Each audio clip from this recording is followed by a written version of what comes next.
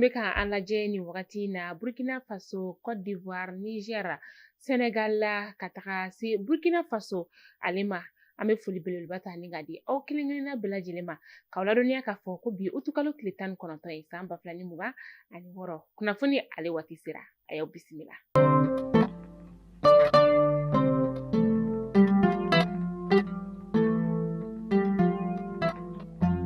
An ka kɛlɛkɛcɛw ka ɲɛmaa ni o état major général des armées ko k'a da bɛɛ lajɛlen kulo kan ka fɔ u n'u dɛmɛbaa kulu ka taga se opération dugukolo ko kɔni ma kunu utukalo tile 18 san 2026 kunnafoni jɔnjɔn kɔni o dir'u ma k'a fɔ ko fɛn min ye banbagaciwale tigilamaw ye ni o ye JNIM ni FLA ye u kɔni tun kelen don ni ka kulu kɔni ka o kɛ min ni kɛlɛkɛminan girimanw tun bɛ u bolo an ka finitigilakaw kɔni ye u to u k'o kulu la sa ni ka sanfɛ pankuru kɔni kɛ ka u susu o kɔfɛ sa fɛn min ye sunsan kungo kɔnɔna fɛnɛ kɔni ye sa banbagaciwale tigilama caman fɛnɛ kun kelen don ka u fara ɲɔgɔn kan u n'u ka kɛlɛkɛminɛnw ka taa se u ka kɛlɛkɛminɛnw fɛnɛ bɛ dogo yɔrɔ min na an ka finitigilakaw y'u bɛɛ lajɛlen filen kolonci ni ka a da kolonci an ka jamana kɔrɔyan fanfɛla la ni o ye Amdara Bukani ye yen fɛnɛ ni o bɛ Menaka mara kɔni na finitigilakaw kɔni taara bɔ banbagaciwale tigilamaw olu fɛnɛ kɔni ka ɲi nɔ ko kura ni o ye JNIM ni FLA ye min n'u ka kɛlɛkɛminɛnw fɛnɛ tun bɛ u bolo y'olu fɛnɛ kɔni bɛɛ lajɛlen ni ka olu tiɲɛ sanfɛ pankuru ale bɛ larawuli la sanga a n'a ka wagati ka banbagaciwale tigilamaw ni ka olu dɔ ni u kɔni faralen ɲɔgɔn kan yɔrɔ yɔrɔ u bɛ sanfɛ pankuru kɔni kɛ ni ka u susu yen nɔ an ka kɛlɛkɛcɛw ka ɲɛmaa ni o état major général des armées k'a bɛ bɛɛ lajɛlen fo kɛrɛnkɛrɛnnenya finitigilakaw u bɛ ka baara ɲɛdɔn min ni ka o kɛ ka se ka jamana ni ka ale lakana. Maa o maa de kɔni bɛ yen nɔ ni e minɛna ni shisha ye i bɛ se ka san 1 kaso datugu ni ka o kɛ fo ka taga se san 3 kaso o datuguli ma amande bɛ bi kan min n'a bɛ t'i jɔ fo sefa wari $15,000 o bɔɲɔngo la nin kunnafoniya in kɔni ale dira office central des stupéfiants ɲɛmaa kɔni o fɛ ni o ye OCS ye.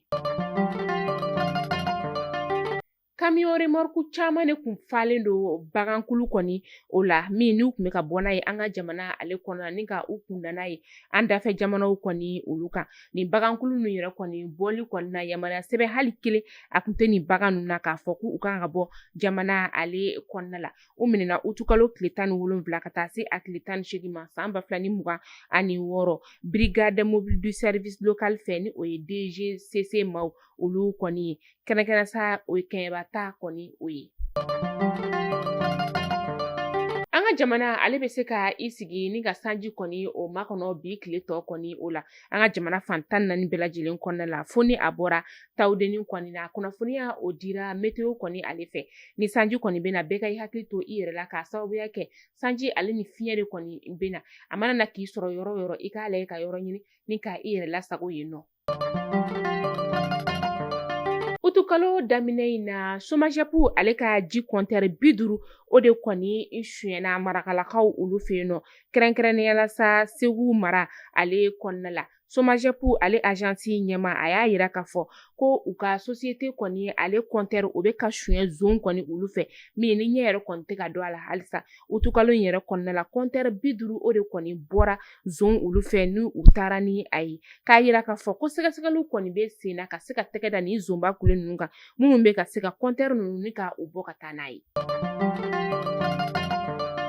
An b'aw ladɔnniya k'a fɔ ko fɛn min ye Koma Jabate ye kunun utukalo tile 18 san 2026 ale kɔni labilala ni ka bɔ kaso la ka a bila ka taga so Koma Jabate min yɛrɛ kɔni ni ale kun donna kaso la a bɛ tile damadama bɔ an bɛ waati min na i n'a fɔ sisan nɔ.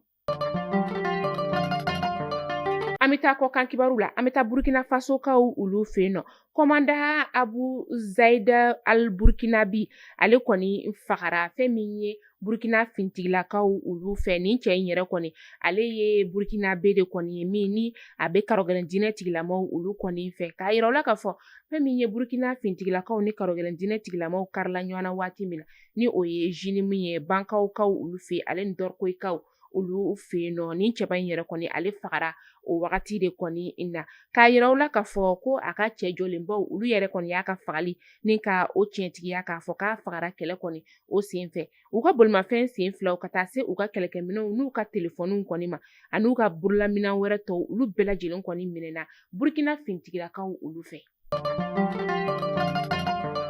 dɔgɔkun 2 o de bɛ Congo ni a ka kalanta kɔni o cɛ fɛn min ye Ebola bana ye ale kɔni bɛ ka carin ka taga fɛ sanga a n'a ka wagati OMS ka fɔ la ko maa 5,000 de kɔni bɛ nin wagati in na Ebola kɔni bɛ olu la maa 2,300 bɔɲɔngo olu kɔni ni tora a la u ka kalanso minisiri ale kɔni ma kalanta kɔni ni ka ale bɔ a dɔgɔkɔrɔ a y'a yira k'a fɔ k'a kɛlen don ka waleya dɔw kɔni ni ka olu ta Ebola bɛ maa minnu na olu ka se ka u ka kalan kɔni ni ka o kɛ yɔrɔ jan fɛ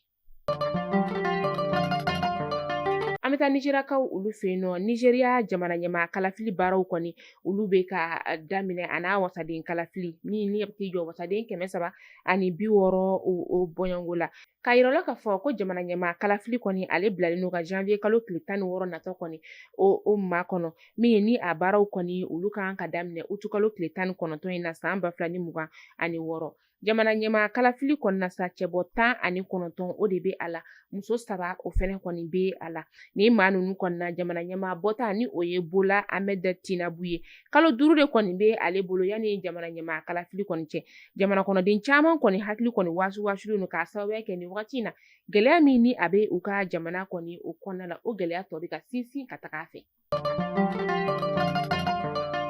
an bɛ taa Togokaw olu fɛ yen nɔ fɛn min ye nanzaraw ka kunnafonidila 2 ye ni o ye Sebastien Perez Pezani ale ni Gayel Mokayet olu 2 minɛna ni ka u don kaso la tɛnɛndo utu kalo tile 17 san 2026 u minɛna u ka jamana kɔrɔyan fanfɛla o la waati min na sa u tun bɛ u ka tournage kɔni olu la ni maa 2 ninnu minɛna k'a sababuya kɛ bugunatigɛ sɛbɛn min kɔni b'u bolo ni o ye visa ye o kɔni o tɛ visa ɲɛnɛma ye an b'aw ladɔnniya k'a fɔ ko nin kunnafonidila 2 ninnu bɛɛ lajɛlen Faransi jamana kɔnɔden maa dɔ de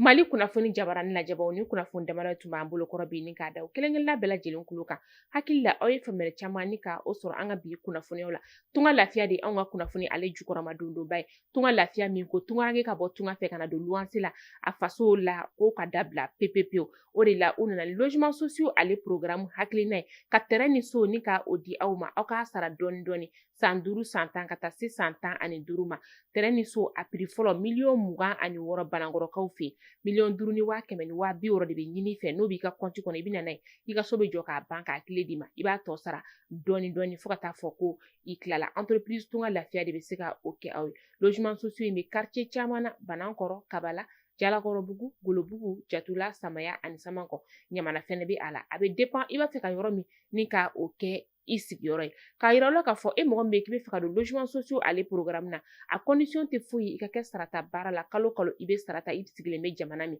ale kɔnɔna la hali ni bɛ Mali la yan i bɛ se ka don logement sociaux ale programme na nɛgɛjuru sira a y'a ta aw ka message bila WhatsApp la kunnafoniya tɔ olu bɛ da aw tulo kan aw k'an bɛn don n'a nataw la kunnafoni kuraw olu kɛnɛ kan